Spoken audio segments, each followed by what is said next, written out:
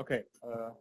Yeah. So I guess it's time to start. So this is the extracurricular activity. That's the first evening talk. Yeah. So we're very happy that Christoph agreed to give a talk about his very new, very recent paper. This was just posted on Monday, and a bunch of people found this very interesting. So we set up for him to talk here. Yeah. Thanks, Christoph, for agreeing so spontaneously. And take it away. There are a bunch of people that are also joining in remotely, I guess. So yeah, let's see how this works. I'm very curious. Okay. Yeah, thank you very much for having me. I'm very happy to be presenting this work. This is work that we did with Alessandro, who's there in the Zoom, and Barbara Terral, who's she's not she has to attend some other meeting, so she's not in the Zoom. And in this work, we investigate error correction with quantum rotors. So let me start by a little bit of motivation. So yeah, we envision that we have at our disposition like n quantum rotors as our physical system. And the main question is why would we want to do that, and do they first of all even exist? So there are some physical systems behave like rotors. If you trap a molecule in a plane, that was explored by Victor, some other physical systems, and we have mainly in mind small superconducting island that have a phase that can be looked at as a quantum rotor. And why do we want to look at those? We want to look at error correction, which is like closer to hardware, because when we want to implement like qubits in the lab, often there's no qubits, but some more complicated physical system, and we want to deal with like more native errors directly. Interestingly, so it's a little bit in the spirit of bosonic codes, where you take an oscillator mode to do your error correction directly in it. But now we have a slightly different space with this rotor, which is like infinite, similar to bosonic code, but discrete on one side and compact on the other side. So things might change a little bit. And the striking feature that we found and that we explore among other things is that we can encode both finite dimensional or infinite dimensional logical system with these codes. So doing error correction with quantum rotors is not completely new. There have been formulation in the past of rotor version of the toric code, of Haas code, or some small codes that are U1 covariant are actually rotor codes. And also, I mentioned it before, some work to encode qubits within rotors. So sorry, yeah, these first three, they encode logical rotors. And also some work to encode qubits in rotors in a GKP-like fashion. So the code I'm going to describe to you they contain all these classes directly in them. So the rotors into rotors codes that I'm aware of. They specifically don't contain these GKP-like codes, and I'm going to explain how different they are. But still, we still are able to encode qubits. Okay. So what I'm going to do, maybe I'm not going to have time to talk about everything, but I have the slides for everything. So I'm going to present briefly quantum rotors, the codes and some of their properties, then how we construct them, and then how they are related to actual physical realization of superconducting circuits. All right, so what's a quantum rotor? It's just a Hilbert space whose basis is the integers. So you have like discrete but infinite dimensional basis. So you've got the 0, the 1, the 2, and then also the -1, -2. Okay. up to infinity, plus or minus infinity. Then the states, they are just square summable series on those states, okay? And the rotor state, they have a dual representation. You can represent them as actually a function of a phase whose square integrable also. So I'm going to write down the phases from 0 to 2 pi as this capital T. And the relation between the integer basis and the phase basis is given by Fourier series or discrete time Fourier transform. This way, okay, so this looks like you're doing some sort of bracket computation. So we are actually going to consider phase states, which are not normalizable, but easy to work with in similar way as the position basis and momentum basis for oscillator is not really physical, but it's very handy, right? So I have my basis is indexed by integers. I can also describe state using phases, and that's what a rotor is. The most important operators in there are the generalized Pauli operators. So we have a X like Pauli operator, which is just jumping in the on the basis states. So if I do X, so there's a little parameter M on the state L, is just mapping it to L plus M. Okay. If you look at what that does in the dual basis, it's just adding actually a phase proportional to the state and the M of the X. Okay. Now we also have generalized Z-like operators. Those are just on the number basis. They are just putting phases proportional to the number, and then in the phase basis, you're displacing your angle by a constant amount, and there's a minus sign, but that's not so important here.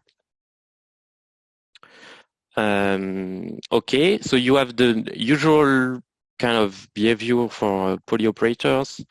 When you multiply the same type, you just have to add up the argument. And 0, they are the identity, and maybe the most important thing is that their commutation relation is as follows. You pick up a phase proportional to the arguments. Okay. Now we have many rotors, so we're just going to have also multi-rotor Pauli operator. We just put an index to the X or the Z to say that we are acting on the J's rotor with this operator. And then when we have different Pauli operator on different rotors, we're just going to label them with vectors. So this X of bold M just means that here this bold M is a vector of integers, and you're displacing on the J's rotor with the J's entry of the vector. And same thing for the phases, you're displacing with the corresponding phase on the corresponding rotor. Commutation relation follows directly from the previous expression. You just have to take the inner product of the two vectors, and you have the phase with which they commute. They not commute. Okay, so I have everything I need to define the codes. And I would say it's like the most natural generalization of CSS codes. We're going to have X stabilizers and Z stabilizers, and this is going to define the code. So for this, I need two integer matrices, one which is going to be named HX and the other HZ, and they need to multiply to 0.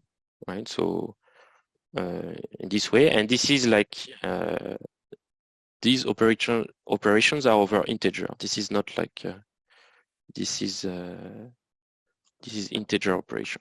Okay, so it's not something mod 2 mod something. It's just it has to be exactly 0. And then from this, we just define stabilizer. So the rows of HX give X stabilizers. So if I want to generate a linear combination of the rows, I just put on the left a row vector. Okay, and to generate any X stabilizer, I just compute like this combination of the rows of HX, and this I say this is an X stabilizer. For the Z's, same thing, except that now I put a row vector on the left that contains phases, right? Not integers. And then this generates a vector, linear combination of the integer rows of HZ with phases on front, and I can compute this, and this is going to be a Z stabilizer. Okay, and then I put everything in a big stabilizer group, and I define my code to be the +1 eigenspace of all of these stabilizers. So this is very, I would say, exactly the same as a CSS construction. You just have to be a bit careful that both HX and HZ matrices, they are both integer matrices. And we are putting in the stabilizer group, we are putting every integer linear combination of the HX, of the rows of HX as stabilizer, and every phase linear combination of the rows of HZ in the stabilizer. So here I have for all phi in the phase, and this defines the code. Just maybe as a note, for the Qubits codes, GKP-like codes, you would take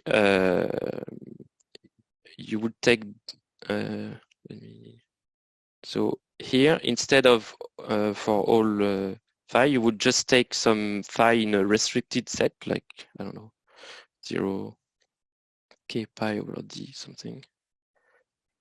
If you restrict what you can put in the stabilizers, restrict the phases for the Z operators, then you get these GKP-like rotor codes. But here we don't have this. We only have full phases, all the phases. Okay. So this choice of integer matrix, they just make so that the stabilizer commutes. So this is well defined. Let me give like a small example to make things extra concrete. For instance, I can pick this HX matrix and this HZ matrix. And what that means in my stabilizer group, I have X1, X2 dagger with any integer M, X3, X4 dagger, any integer M, and then the combination of the 4. And then I have all these with the same phase for all phases. Okay. Now to get a little bit of intuition what the code is going to be, let's look at the code states and how the stabilizer constrains them. So if you look at the fact that the code state needs to be stabilized by the Z stabilizer, then you're going to see that the support of the state in the number basis has to be in the kernel of HZ. Okay, so this is a little computation you can do. And if you look at the effect of the X constraint, you're going to see that if two number basis states are differ by X stabilizer, then they should actually have the same amplitude. So you need to group things into cosets with respect to the image of HX, right? So that's exactly how we are doing things with qubits. Also with anything, you look at the kernel of the Z matrix, and then you quotient by the image of the X matrix. And actually, there's a direct relation with homology of integer chain complex. How such things work. So you have here three space C2, C1, and C0, and some linear maps between them. This like del and sigma. And actually, in our case, the C2 space is some like Rx copies of Z, the integers. And then using the Hx matrix, I can map this to n copies of Z. And then with the Hz transpose, I map to Rz copy of Z. And actually, this is just, I put the stabilizers on the left. I have the map that includes the stabilizer into the any X operator, all the X operators. And then with the Hz matrix, I can map any X operator to its syndrome that I would see if I measure the Z operators. And then if you want the logical X operator, you're just going to do the computation that we did on the code state. You're going to look at the kernel of this map, so the things that have no syndrome, and then up to stabilizer, so up to the image of Hx. And all this the operation here are over integers. So so something a little bit different than for qubit happens is that this group, this first homology group, which is the kernel of Hz over the image of Hx, can have different parts. There's what's called a free part, which is just some copies of the Z of the integer. So some elements in the homology are just behave like integers, so like rotors. But there's also a torsion part in which you have some elements of finite order, so that are like some copies of cyclic groups of different dimensions. Okay. And this is sort of the part we are not used to when we do qubits, because when we do qubits, the coefficients are not integer, but actually F2, which is a field. And when you have a field, this you can never have torsion.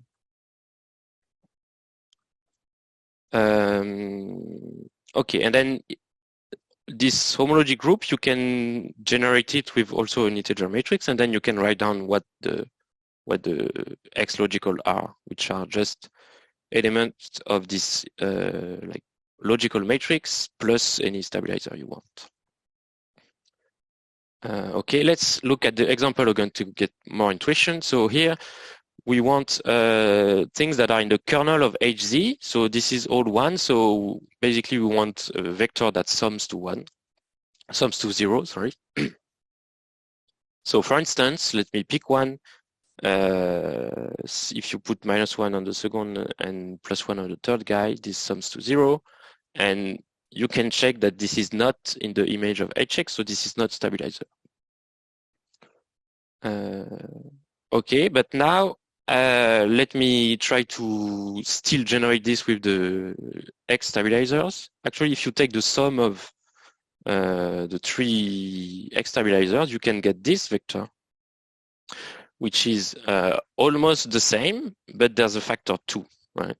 So this means that I cannot generate this X operator with my stabilizer, so it's a logical, but still I can generate twice this vector. So actually this generator in the homology group has order 2. If I take it once, it's non-trivial. If I take it twice, it's trivial. If I take it 3 times, it's again non-trivial, but 4 times it's again trivial. And so this is going to be an element that generates a torsion part in the homology group. So in general, every time you have some combination of the rows of Hx, which is equal to some vector times integer multiple, and that vector is not in the image of Hx, this means this is this element is going to appear in the homology group with finite order, so it's going to be some part of some torsion in the group. Okay. Now we described all the X operators. We want to talk about the Z logical operators. And for this, with qubits, what we just do, we just put the arrows in the other direction and take the transpose on everything, and everything works. Here, it's almost as easy. We just have to do one more thing, is that when we take the dual of everything, which is taking this transpose, actually we need to change the coefficient from integers to phase coefficients. So how would that work? You start from your like integer chain complex going left to right, and you write down one going right to left. So every space now you're taking you change it to this dual space, which is the homomorphism from the space to a phase. Okay, usually this is like people usually take integers there. But this is not what we want, because we have rotors and not rotors are like conjugated phases with integers. So we have to take phases there, and then the dual map are just easily defined. And it happens to be the fact that when we take maps from integer to phases, this is the same thing as phases. Okay, and then the same thing, the dual map are just transposing but changing the input coefficient, if you want. So now we have the cochain complex, which is almost the same, except that now the stabilizer, they have phase coefficients and they are on the right, and then we can map them to Z operators in the middle on N rotors, and then we can compute a syndrome, which is also a phase syndrome using the HX matrix. And you can similarly compute the homology group. It's still going to be the kernel of the HX quotiented by the image of HZ. And now all these operations are over phases, so it's not exactly these objects are now not exactly the same because they are maps from some space to phases. Okay.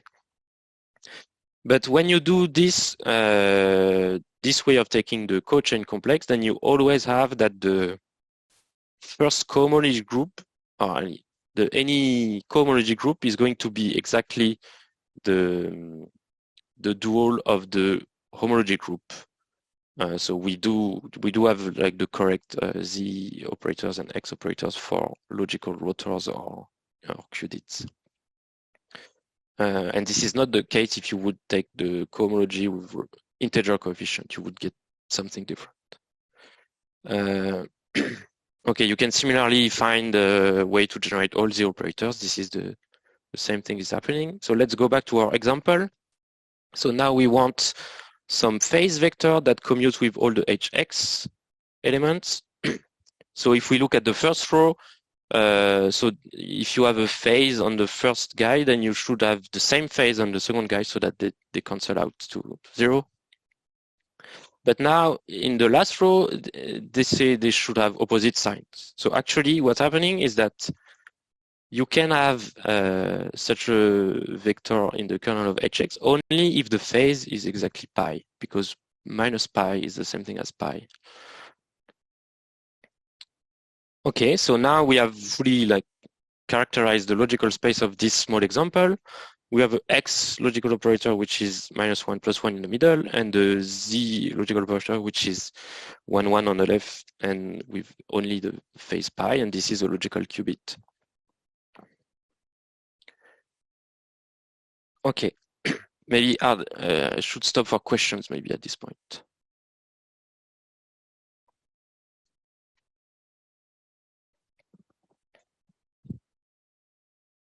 Any questions here? If not, maybe I have brief questions. So can you remind again why HZ needs to be integer? That seems to be arbitrary, right? Because you're multiplying that with phases on the torus. Yes, so the thing is that we are looking at actually, if you look at maps from phases to phases, they are actually, okay, no, I should say continuous maps from phases to phases that respect the phase addition operation. Then those are exactly just multiplying by integers. If you try anything else, this is not going to be continuous, or this is not going to be linear in the addition operation. So actually, that's why this only integer works for this HZ matrix. Thanks. Also, the torsion part is like it never really pops up in any other place. Like never, and it doesn't pop up when you look at qubits. It also doesn't appear when you look at GKP, right? So how does is there a physical interpretation of that? So the best interpretation I have is this this notion of this. Okay, it's coming up. This thing. So when you're doing when your coefficient are a field, you can never have that d times w is in the image of hx, but not w, right? Because you can always multiply by 1 over d, because in a field you always you have inverses. So every time you do your coefficient are in a ring and not a field, then for some elements there's no inverse, and so you're going to have this situation where you can generate a multiple of a vector, but not directly the vector, and so this is going to impose some kind of modular constraint on your logical, not constraint but structure on your logical operators. So I don't have a clear chain complex picture of GKPs, so I don't know. I don't think I can say anything for that. But for qubits or Q treats, you F2, F3, those are fields, so you cannot have torsion. Now, if you go to qubits with d equal 4 or something, no, d equal 4 is not a good example because it's still going to be a field. But d equals 6, then I think you can have some torsion phenomenon where you have a qubit into your qdt equals 6 code.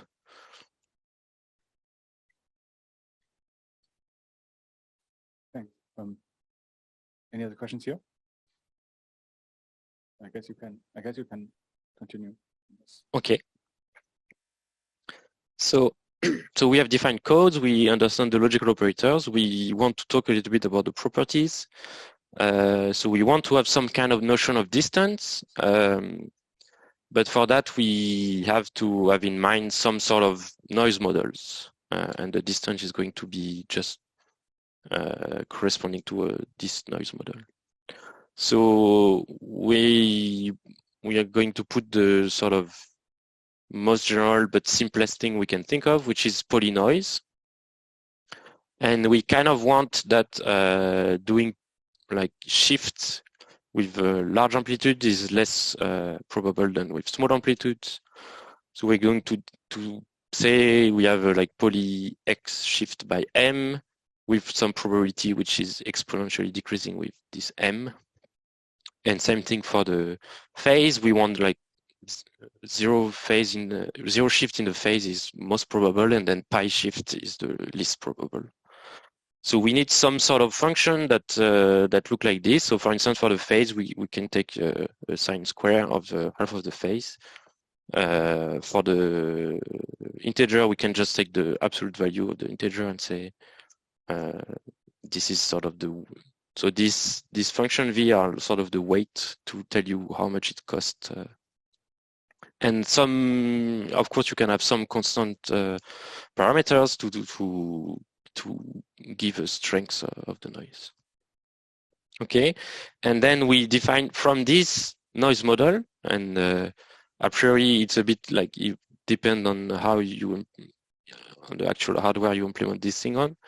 You would have maybe different v function, but we just want to define the weight of a phase vector or of an integer vector as the sum of these weight function on every rotor. Okay. And now we are going to define the distance as follows. So for x operator, it's just find the x operator with the smallest weight, which is non-trivial. And for z, that's where sort of trouble comes in, is that if you are encoding logical rotors, then you have logical operators that have very small phases all over them. And so if you try to take the minimum non-trivial logical operator, you will have like the logical displacement of the rotor by epsilon, and this is going to be very small. So like sort of the minimum is going to be take epsilon as close as 0 as possible, and just not going to get any information. So for this, we're just going to define some sort of like relative distance, which we write delta z, which is the weight of the implementation of the logical phase operator, but compared to the weight of the bare phase operator, which if you had only these logical rotors and Qubits and you were directly acting on them, you would have some costs for that, and you want to compare. So this is to avoid the distance to always be 0 when you have to be 0. Yeah. So this gives you information about how much more costly it is to make a logical error on the code than it would be to make the logical operation on a bare implementation directly. We can sort of say some things about these distances. So for the x distances, things works quite nicely, and we can, for instance, say if your like rotor code comes from some QDIT code that you had in mind, or other one, if you have a rotor code, you can define a QDIT code also. Then actually we can show that the x distance for the rotor code is lower bounded by the x distance for the QDIT code, and this for any choice of the dimension of the QDIT. There's a little bit caveat here, is that you need to choose a dimension in which the logical operators still exist in the rotor, in the QDIT case. Sometimes they can vanish because the dimension doesn't agree with the torsion or something. For the Z operator, it's more complicated. So let's look at our example, which was Qubit. So we had this logical operator, this Z, where I put 2 pi's on the left. But actually, so I can change this operator by multiplying by any stabilizers, and the stabilizer, they come with like continuous phases. So I can put any phase multiple of this 1111 vector, and this will still be a logical operator. So I can spread out this Z operator. I can put only pi over 2's everywhere. And so in this case, it doesn't really change anything, but in other case, this, depending on your weight function, spreading things out can be favorable for the overall weight, right? So here we chose like this sine square, which is sort of quadratic in small phase. So it's better to have multiple smaller phase than just one bigger phase. Okay, so what we cannot say anything like very precise generally, but we can give some bounds.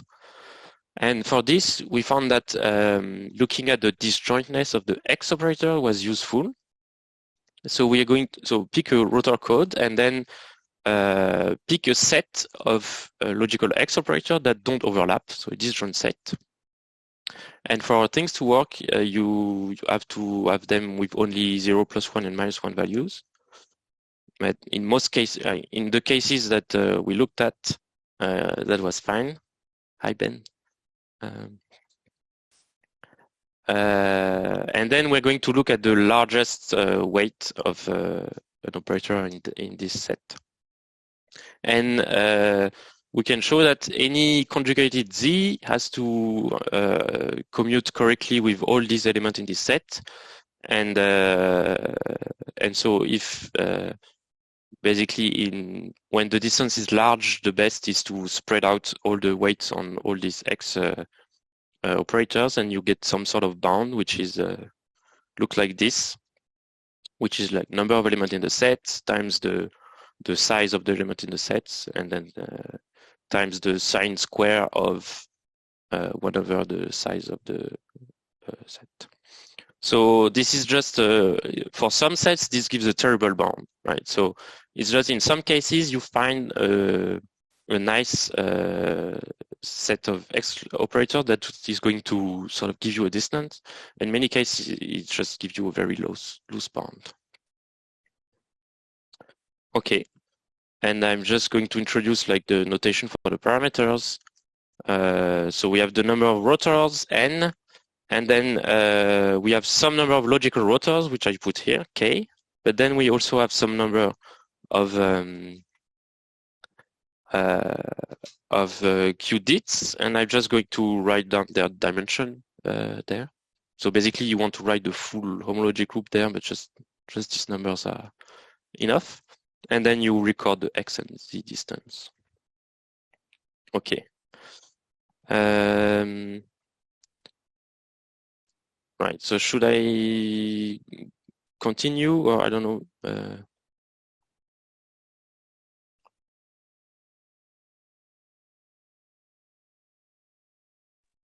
May I ask a quick question? What was the, a few slides back, you said something about the corresponding Qubit homological code. Yes. How's that defined from X and HZ that are over Z? So when you have these integer matrices X and HZ, they multiply to exactly 0 when you do the addition over integer. So in particular, if you make every operation mod D, this is still going to be 0, and so you can now everything works if you have Qubits. Like the other way around is not always like you have to work a little bit to go the other way around, because if you have some code for Qubits, when you do operation mod D and this HX and HZ go to 0, but then when you look at this operation over integers, then maybe you have some multiple of these, and then you have to tweak, like to change maybe the value of the HX and HZ to put them to 0, like in particular change the signs or something. But so you can sometimes lift to integers, but it's a little bit more work. But going from integers to Qubits is direct. Yes, gotcha. What can change is that in the homology group, if you add something over the integer and now you're looking at the Qubit code, then if you have a torsion part whose order is not divided by your D dimension of the Qubit, then this torsion part is going to disappear from your logical operator in the rotor code, in the Qubit code, sorry. Okay.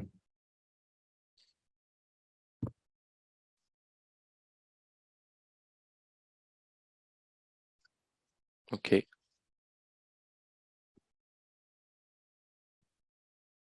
Maybe in the meantime, I have a quick question. Since your HX and HZ have to multiply through 0, not mod something, but just like over everything, does that put any constraint or any trade-off between the X distances and the Z distances that you can achieve? I mean, it definitely puts a constraint on like shorter stabilizable X versus a shortest Z stable. So, I guess. Or okay, I'm not saying how so just the integer matrices, I could decide the other way around for X and Z. So I don't see like asymmetry in just the integer matrices. Then after in the logical operators, it's not symmetric, I agree. But that's more because of the spreading out phenomenon, not quite just the matrices. But yeah, maybe yeah, no, it's okay. Thanks. Mm-hmm. Okay, so let's look at how we get some rotor codes. So one way to get chain complexes is to look at manifolds and put like a tessellation on them, and then you will have a natural chain complex that goes this way. You have faces, and then you take the boundary of a face. This gives you some edges, and then boundary of edges give you vertices, and the boundary of the boundary is going to be 0 always. So that's a chain complex. For instance, I can tessellate the projective plane. And you might recognize that this thing is the example we've been looking at from the beginning. So how you should read this? So projective plane is like opposite points on the circle are identified. So this edge that goes out this way just comes back this way. So this is the edge 1 is this guy. And then I have little orientation on the edges, and I put also orientation on like local orientation on the faces. And so one very important thing, okay, very important, we should put the X operator on the faces, right? So we usually put the X on the vertices, Torsion, but for rotors, I find it much better to put the X on the faces.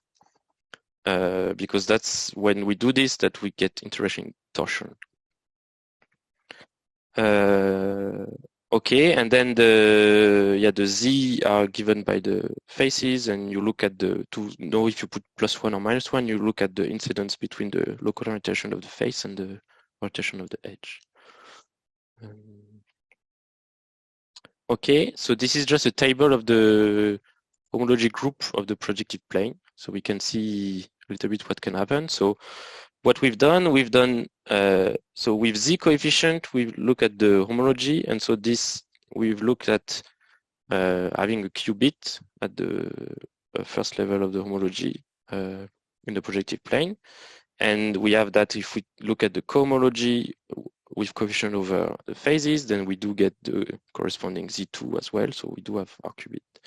If we were putting the X's and Z's on the other way, so if we were putting X on the vertices and Z on the faces, we would be looking actually at this thing, and this doesn't have anything in the first homology group and cohomology group.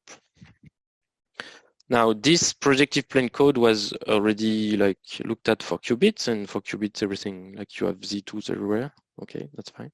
But now, if you were to put Q treats on this projective plane, then you would get nothing. And same thing if you put like oscillators and do a linear oscillator code, you wouldn't get any logical space. Okay. Now, if you take a projective plane and you remove a vertex, you have a Mobius strip with rough boundary condition, and that still encodes a qubit. And then if you rearrange a bit the tessellation, then you can get this sort of Mobius strip. So here we have a very thin one, so it's just two edges wide, and then it's just a series of four edges faces here, and there's a twist at the end because here the orientation goes up to down, but then I'm back with up to down and not up to, and so this still encode a qubit.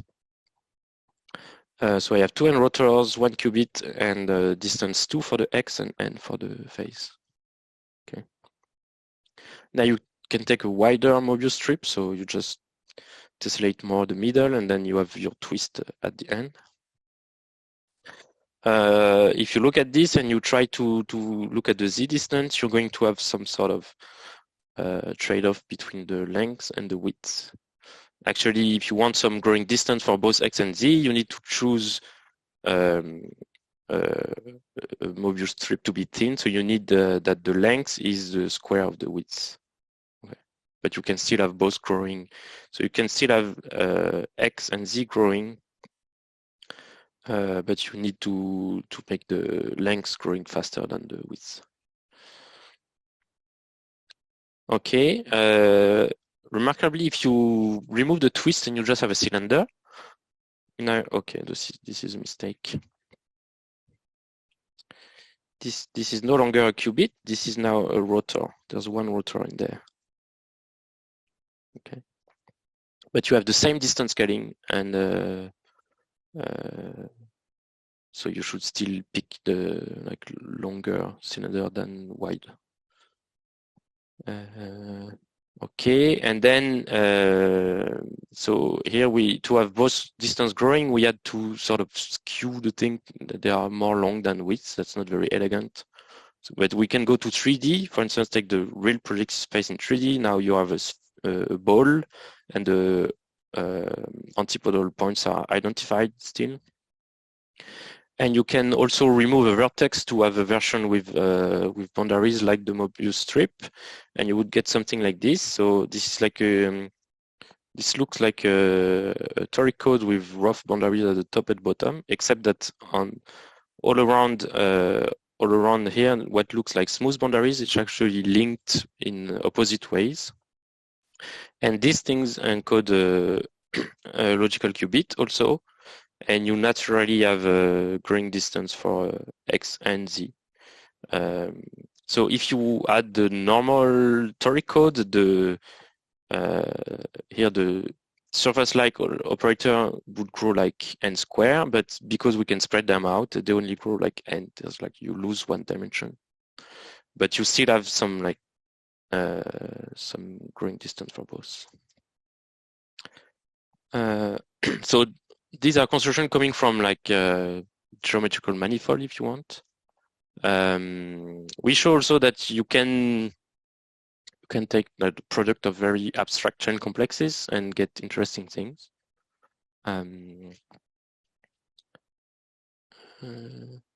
Okay. I don't know if I can. I'm going over time. That's fine for me, but maybe it's not fine for people attending. So.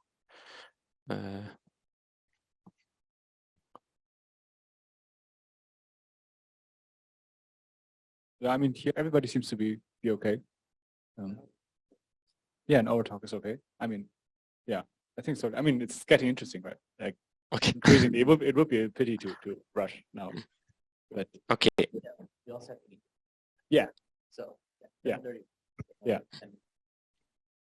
Okay, thanks. Then I'll talk about the product of chain complexes. So to take the like simplest version, you start from 2 lengths 2 chain complexes, which is just basically it's just 2 integer matrices that are called like with this del notation because we think of them as chain complexes. And we're going to form the product. This goes this way. So you take products of all the spaces, and then you sort of go you go this way. So first you have here the leftmost spaces. You take the product, and then you either take the map of the first one and keep the second one the same, or the map of the second one. And this middle, this gives you this maps you to 2 different spaces, but you take the sum of these 2 spaces for your middle space. And then if you want to go back to the product of the 2 rightmost spaces, you need to do the other direction. Actually, I'm missing a minus sign. I should put a minus sign somewhere. There's a minus sign here. And when you do this, you can see that this is still a valid chain complex, which is length 1 more. And so now this can define a rotor code. I'm missing the minus. We can write down in block matrix form the HZ and HX. But the interesting thing is that there's a formula for the homology group of such a product chain complex, and there's basically when you do this for qubits or something with coefficient over field, you only ever see these 2 first terms, which is pick the product of the homology group of the first and the second one with different indices, and this is going to sum over all the possibilities where the indices sum to the same value, and this is going to give you the homology group of the product. But actually, when you over the integer, you have like an additional term that I didn't know about at first, which is take the torsion product of homology group that sum up to 1 less. Okay, so 0 plus 0 is 1 less than 1. And this torsion product is basically saying keep only the torsion and only the part that agrees between these two groups, roughly. With this, we see we can sort of play with the initial chain complex C and D to get what we want in the homology of the rotor code. So first, you can say, okay, I want logical rotors. So I just need that the let's say the zeroth homology of C and the first homology of D are both free, and then all the other things are 0. Right, so maybe I should something like this. So we want to keep this part, and we're just going to make so that this all disappears. So for this, what you need that this is some Z to the KC, and this is 0, and this guy is Z to the KD. This is 0. To do this, you just have just have to have like rectangular full rank matrices, and this directly gives you this kind of homology groups. And then you have the resulting one, which is just many rotors. You have KC times KD rotors. So you can get similar scaling as the hypergraph product. You can get like linear number of rotors in your number of physical qubits in this way. Now you can say, now I want Qubits, so I'm going to still use this part of the formula, but now I want Qubits. So actually, you can choose this guy to have torsion. So here you get some sort of TC, and this guy to still be free. Okay. And if you choose this, you're going to so this is TC. You're going to have KD copies of the torsion group of C. So you have a bunch of logical qubits. Okay, and then you can choose to use the last term and not the first ones. And so for this, you need some torsion C here, some torsion D here, and nothing there. And if you have this, basically every pair of terms from the torsion group left to right give you a term with just the greatest common divisor of the order of the torsion. So for instance, if all the torsion was even in both sides, you would be guaranteed to have at least a qubit per pair.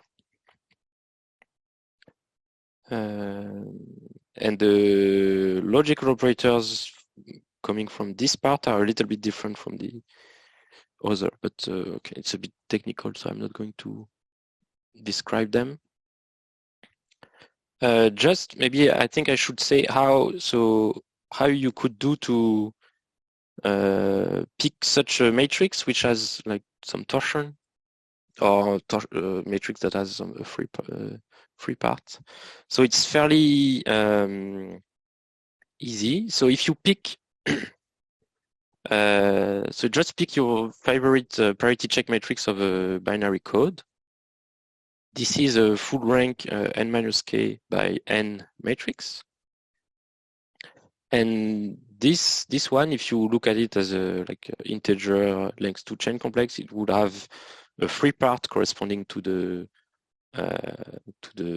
code words. But now if you, okay, I'm going to compute H transpose H, which is going to be some integer matrix, and I'm going to only to make the computation mode 2. And in some cases, it can happen that, so if you were keeping all the integers, this would still have the same rank as H. But now, because we did this mod 2, it can happen that this M now is full rank over Z or R. And now that means that if you input a code word to this matrix, if you were doing operation mod 2, this would give you 0 because it's a code word, and so by definition it's 0 on the parity check matrix. But now M is still full rank, so you're guaranteed that actually the output of this is some even vector, and that you cannot generate this vector with M, otherwise it wouldn't be full rank. And so now with just this, so just this trick, you can sorry, you can have a matrix with which exhibit even torsion just in this way. And I mean, I've played around a little bit. If you pick random codes, this is typically going to happen. You're going to every like code word is going to be some generator of the torsion of this H transpose H matrix. Sorry. Okay. So this was like the abstract theory land rotor codes. And now the additional very interesting part about them is that they already have some, in some way, some physical realization. Sorry, can I ask a couple questions? So in the slides before this, the last couple, when you were highlighting some factors and crossing some out, are you just ignoring the ones you've crossed out, or are you setting them to be trivial? So I chose the groups up there so that they actually disappear. They are 0. So okay, but maybe I'm being really stupid then. But how can, for example, the zeroth homology of the C complex be 0, but the torsion of it be non-trivial? So you mean this part? Oh no, sorry, this part, the second one. Yeah, the H0C. Yeah. So here you're going to have this TC tensor this 0. So this is going to be 0 because H1D is 0. I see. Yeah, I'm being stupid. Cool, thanks.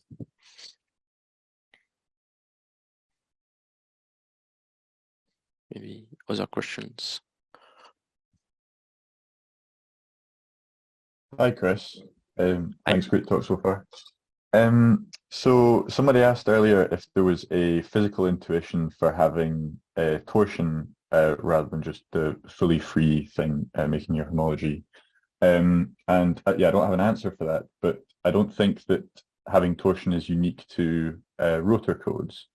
So if you were to take a standard Kitaev model and plug in the group ZD, where D is not a prime, then you can check the Pauli commutation rules and see that this will correspond to a chain complex over ZD.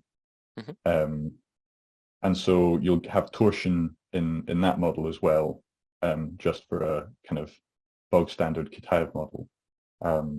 So yeah, just saying it depends. Yeah, I guess it depends how you choose your. It's not kind of a Yeah, you need D to be right. You need your coefficient to not be a field. Yes, yeah, but I'm just saying that physically it doesn't have to be a kind of quantum rotor model. You can get CSS-like codes which have torsion in them that aren't quantum rotors. Sure. If you take the D equals 6 and put them on the projective plane, then you would get a Z2, which is not a Z6. Yeah. Thanks. Can I ask another stupid question? So we've been saying that the first homology group in this construction has a free part and a torsion part. Yeah. And if we have just a free part, then we're saying this is we've got logical rotors, and if we have a torsion part, we have logical qubits. Is that right? Yes. Okay, cool. And then you said if we instead do all this over a field, like maybe we normally do it with F2, then we can't have any torsion. But Yes. in that case, like we don't end up with logical rotors, right? We end up with logical qubits. No, I just mean, yeah, okay. Not having torsion is so it's not as well defined when you're working over like Z2 or F2, because like every element has a finite order, so everything is torsion if you want. But what I mean is that you don't have so if you have a field for your coefficient, the order of the elements in the homology are going to be the same as the order in the field. Okay. But it can be lower if this is not a field. Cool, thanks. Okay, so a few words about physical realization. So if you have a code, we can define a Hamiltonian whose ground space is the code. It's just you put sort of some energy if you're not agreeing with the stabilizers. And so the question is, if we look at such Hamiltonian, can we somehow find physical systems that have this Hamiltonian? And there's some sort of intuitive intuition that when you have a superconducting circuit and when you have Josephson junction, is going to put some kind of cosine terms between the phases of the two ionids linking. And then if you put some like capacitance, large capacitance, is going to be some sort of term L1 plus L2 squared. So this comes with a lot of caveat. This is not directly true. This is just some sort of intuition. But so saying we can work with that. So the first thing is that we have some kind of no-go for just like Josephson junction based implementation, which is if you only have Josephson junction and you look at this as a subsystem code, then you can never have encode qubits. You only have logical rotors. So I'm going very quickly over this, but this sort of says that we are not going to be able to exactly realize this Hamiltonian, but there might be a way to do this perturbatively, where in some regime of the parameters, if you neglect some part, then you have an effective Hamiltonian, which looks like what we want. Okay, now if you look at some existing superconducting circuits, there's one which is called the 0 pi qubit, and we have we have a way of understanding this as a small rotor code. Which is not trivial, and if you have like precise question, I would direct you to Alessandro or Barbara, because they are the real experts in this area. But basically, if you take a very small projective plane and put two edges on them, so this left guy here, and write the Hamiltonian of the code, you would have some. So here there's one face which attached to every edge twice. So there's a factor 2 in the HX matrix, and then there's two Z checks between 1 and 3, but they are the same. Like this one is 1 plus 3, and this is 3 plus 1. So if you write down the Hamiltonian, you would have something like cos of twice theta 3 minus theta 1, and then L1 plus L3 squared. And actually, if you look at the 0 pi qubit and in the correct regime where it is a qubit, you would see that the the effective Hamiltonian that you're trying to get is actually not exactly this one, but there's you only in a regime where this is enforced, and you have this plus a small term, which is some L1 minus N3, and if it is small enough, then you have your 0 pi qubit, and this is exactly this projective plane rotor code. Now there's another example of such a protected superconducting qubit, which is the Mobius strip, where you pick this sort of ladder of capacitance and linked by Josephson junctions. And the C, they have to be very big, and I forgot exactly what's the condition for the other one.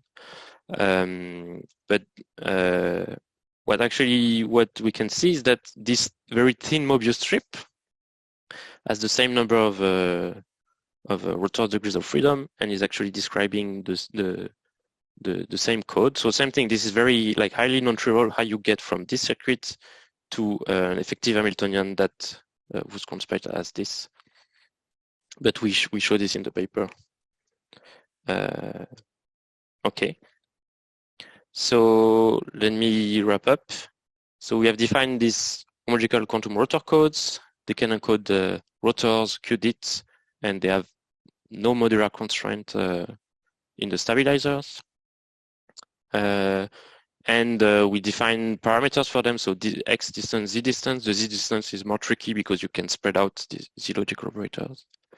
Then we can construct codes, and so okay, we haven't fully explored all fancy good code constructions, but we just looked at manifold and product construction, and we can get at least balanced square root, third root of n distance for both x and z. And we show how they describe well some protected superconducting qubits, and we have some discussion about how we could extend this, but this is engineering Hamiltonian from superconducting circuit is difficult, so we don't have a direct recipe, but this is interesting to explore. So what next? Yes, so finding superconducting circuits that have codes with more than 2 distance for the x part is still open, and we tried, but we haven't tried everything, but difficult. Now there's the question in 3D, it's more natural to have both distance growing, and it doesn't really matter if it's encoding a qubit or a rotor. So I think the question of how well can you protect logical rotors, in particular in 3D, is interesting. Now another question is that when you do integer chain complexes, there are some very exotic, fancy example where the lengths of the logical are very high, and they can multiply to more than the volume. So I think it would be interesting to explore that to see if you get very good rotor code this way. And of course, we have not talked about active realization, where you actually measure things and decode, and that would be interesting to explore also.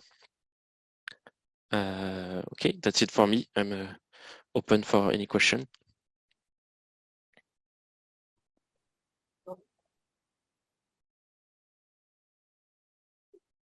Yeah, thanks for the talk. Are there any questions for now? Yeah. So earlier, the examples that you gave in this of cell complexes you looked at was RP squared and the Mobius strip. And you also said something, but I forgot, about just using a regular cylinder or a regular 3 torus. What did you say?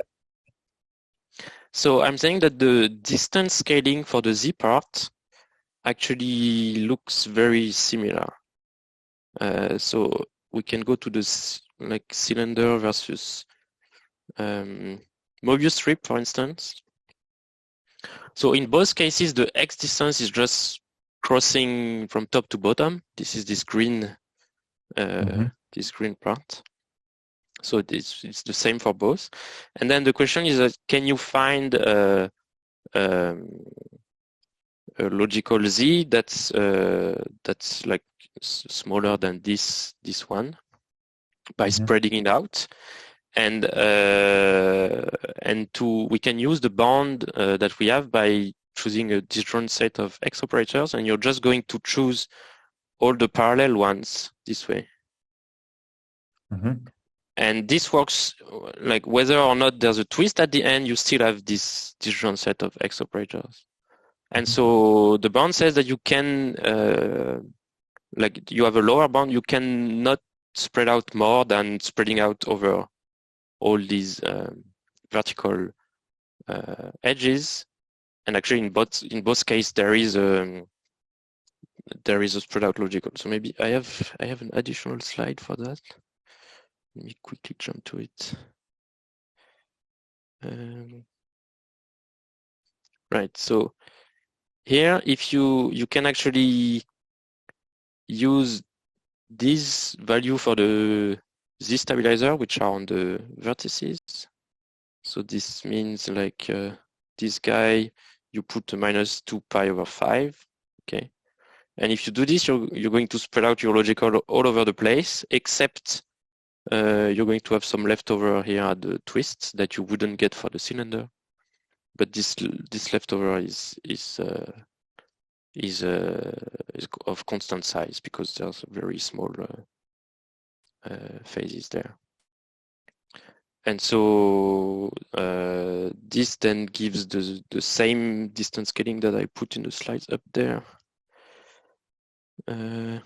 which is this N over W here for both Mobius strip or cylinder. I have another question. That's like on the high level in the implementation. These tessellations of projective plane or if you move a strip, they map directly.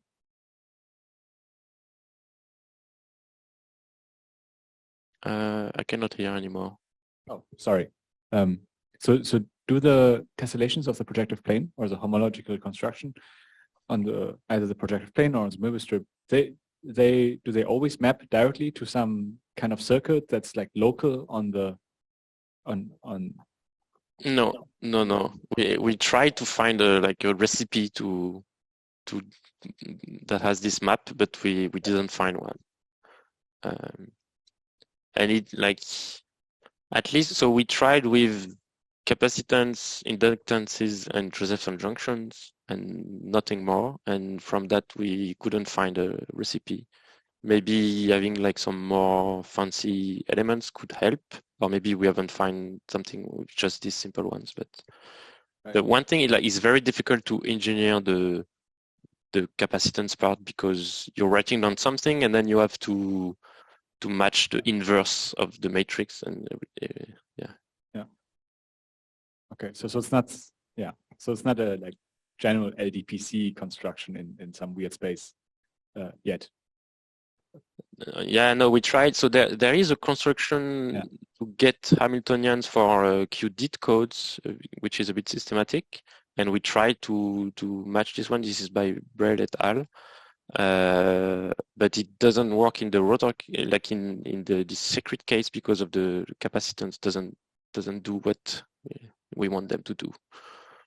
Okay, cool. Thanks. Are there any? I've got another question. So all of the examples that you gave so far were about tessellating various manifolds. Do you know if there are integer versions of, say, triorthogonal codes or quantum pin codes or other codes which don't come from manifolds?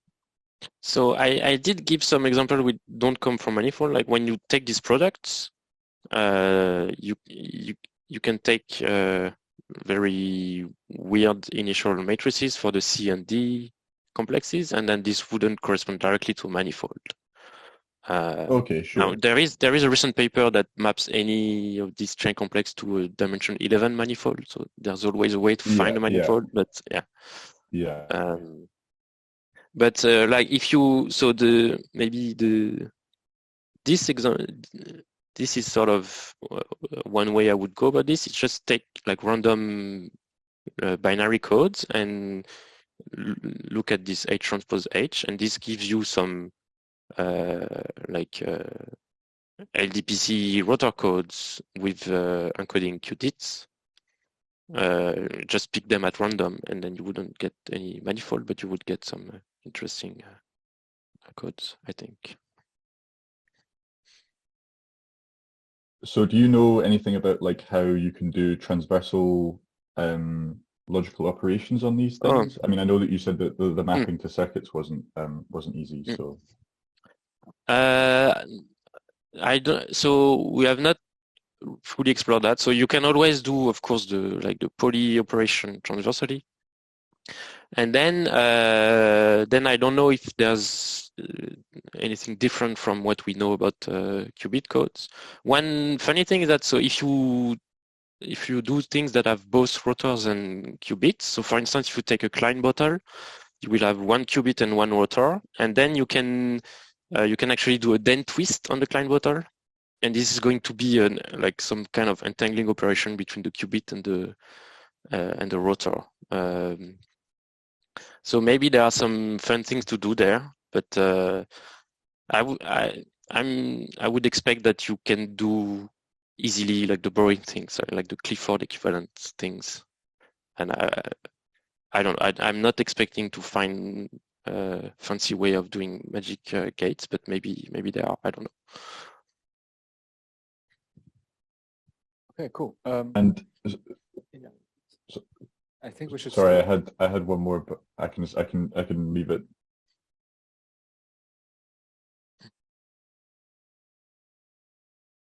Okay, so in this picture, rather than having a Hadamard, you have this more general kind of Fourier mapping between the your T and your Z. Do you then have, does the notion of self-dual for a CSS code then carry over, or does this break down? I think it brings down because this mapping from integer to phases is not unitary. So you don't have a unitary Hadamard for rotors. Right. So yeah. Okay, thanks. Yeah, it's pretty late now. I think we should. Yeah, so let's thank Christoph again.